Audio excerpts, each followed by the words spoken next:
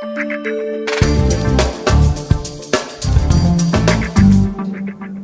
welcome to the Data Explorer's Market Update with me, Will Duff Gordon.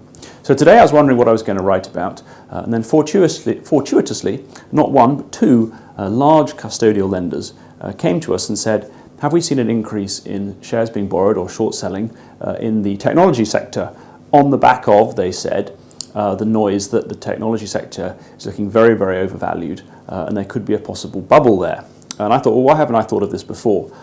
With Facebook being mooted to be valued at 50 billion and all these software and services companies trading on outrageous valuations, could people think that Dotcom II is around the corner? So I had a look at the sector, and interestingly, there's a bit of a difference you can draw between the hardware and equipment manufacturers and the software and services sector. Short interest is low in both, but it has been increasing recently in the hardware and equipment makers because we know that they suffer from all the sort of physical limitations that are brought about by making a sort of a tangible product, whereas the software and services people do not have such limitations, so their prices can go higher and higher and higher. So what does it show? Well, overall short selling is low in both, but it is slightly higher in the hardware and equipment makers. In particular, we could have a look at a company like Stec, which makes solid-state drives. Something must be going on there. 33% of its shares are short.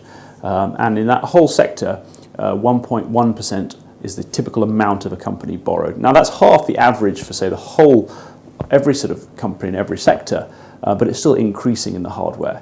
Now, software and services, it's only 0.95% of any one of those companies is typically sold short, which is very, very low. And actually, the short selling is getting yet lower in that sector, which is amazing, given that the PE ratio for that whole group of companies is 88 right now, against a sort of 20 or a 19 being the kind of long-term average. And I sort of almost fell off my chair when I saw that. But if we have a look at a couple of classics like Salesforce and Rackspace, they are sort of symptomatic of the fact that short sellers are giving up trying to predict the top of the market for these companies. Salesforce's short interest is down from 12 to 7%. Rackspace is down from 25 to 14%, and in both cases the shares have gone up. In the Salesforce case, kind of doubled over the last year. So people are thinking that there might be a bubble, but it doesn't matter. They're riding this wave, and they think that the bubble could inflate further in the software and services sector, which is quite interesting. Now, going against that is Autonomy, and this could have been one of the names because it's in the UK, and it could have. This inquiry came in from UK lending desks. They are a software and services company, quite a controversial one. Short interest has doubled recently in them, so they're sort of bucking the trend slightly, and there could be others.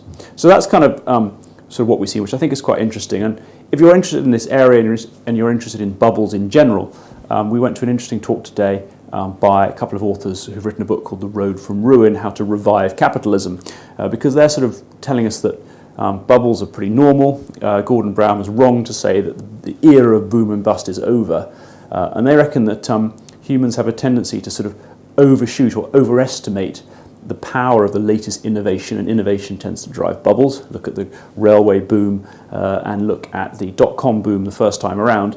We get so carried away that we put all the rules out the window, and we tend to sort of overshoot our expectations as to how this new technology or innovation is going to change the world, and that maybe leads to a crash. Is that going to be the case in the Facebooks and the software and services sector? Well, time will tell, but the evidence so far certainly shows that people think the bubble has got further to run. That is the video today. If you'd like to read the report, it is at dataexplorers.com/news.